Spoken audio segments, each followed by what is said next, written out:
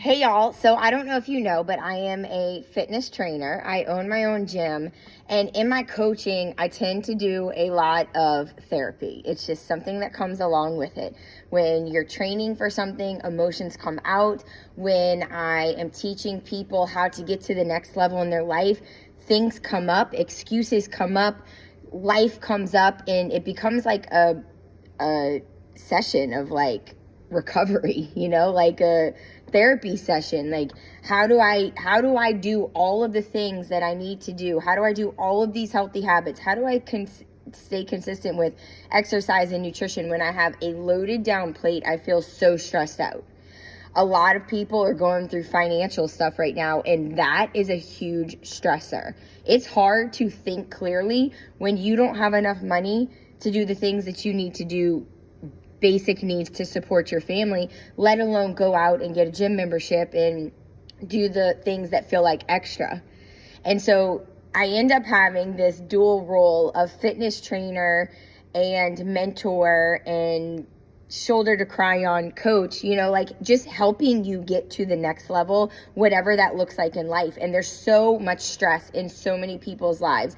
When we do our intake sheets, one of the main things that people put, the first goal, number one, is always weight loss. That's everyone's main goal. And then the second one they put on is stress management. How do I get rid of anxiety? And the two go hand in hand, because when you're stressed out, you tend to eat more, you have high cortisol levels, you're holding body fat, like your body is just not healthy. It's like frazzled and wired.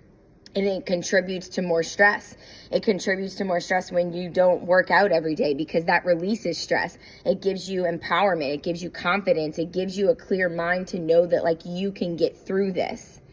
And so in this Bible scripture today, we're in John chapter 11, and this is the death of Lazarus. And so one Bible verse that sticks out is Martha says to Jesus, "If you had been here, Lord, if you would have been here, my brother would not have died." And she's so upset, and she's like, she knows that Jesus could have saved his life. And she feels so heartbroken. Like, if you were here, this never would have happened. And so the thing is, in faith, in life, like things are going to happen. Jesus is not going to save us from the trials of life. There's going to be stress. There's going to be hard times. And there's going to be plenty of times when we do feel brokenhearted. And that is a part of life. Our faith is not to remove that. Our faith is to help us get through it and know that we are going to be okay. That Jesus is our strength. Jesus is going to help us get through the fire without getting burned. He is the God of the brokenhearted. And so our faith is all about love, but our faith is also about, you're going to have to go through some hard things in life. That's just part of life, but he will always be there for you to pick you up and to help you through it. And I saw something on Instagram recently, and it was talking about parenting and consoling your children when they're upset and just crying or like having an emotional outbreak. And we tend to want to like shh, shh, shh, shh, shh, and like calm them down and, kind of like shut them up. Like, how do we get them to stop crying? And this post was about when you're upset, your kid doesn't come next to you and try and shut you up. They are not trying to get you to stop crying. They sit next to you and they want to hug you and they say, "Are you okay?" And they're genuinely just concerned. Are you okay? It's not about stopping crying. It's not about stopping the heartache. It's about being there for you in the moment. And so as parents, if we flip that, and I don't think that any parent just wants to shut their kid up when they're crying and sad. That's just our go-to. It's like a natural thing. But could we just let the kids sit in that emotion and that heartache and just be there to console them? And that's what Jesus does.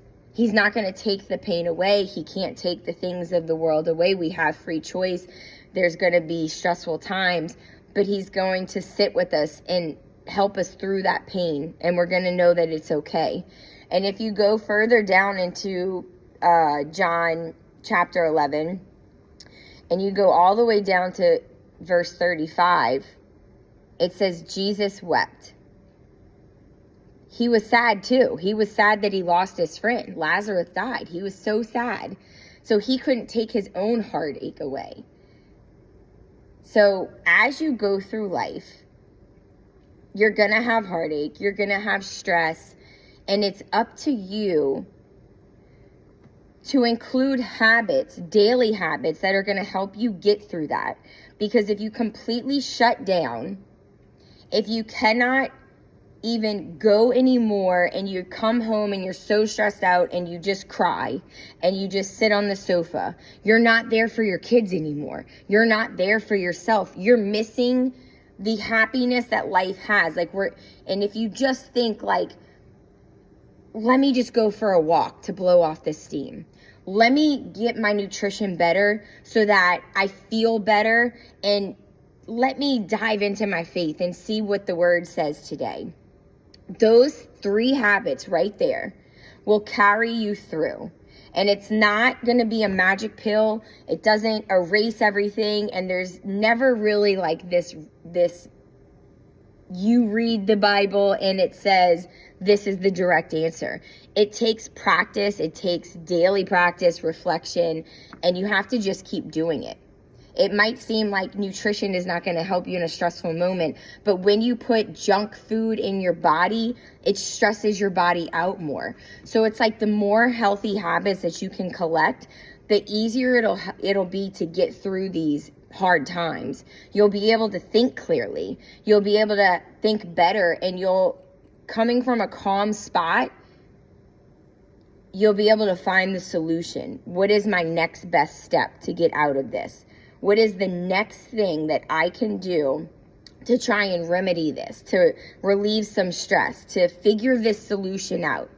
But if you're not working out and you're not eating good and you add alcohol or something else in that helps you just band-aid the pain, mask the pain, you're not coming to God every day and reading the scripture. Like, you're frazzled. You're stressed out. You're not giving yourself a chance to be able to fix your situation, and the stress just compounds.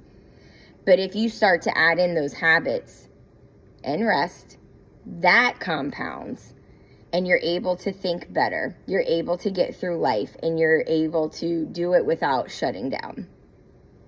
All right, word of the day. I hope you have a great day. If you need anything, reach out. I'm always here for you. Love ya.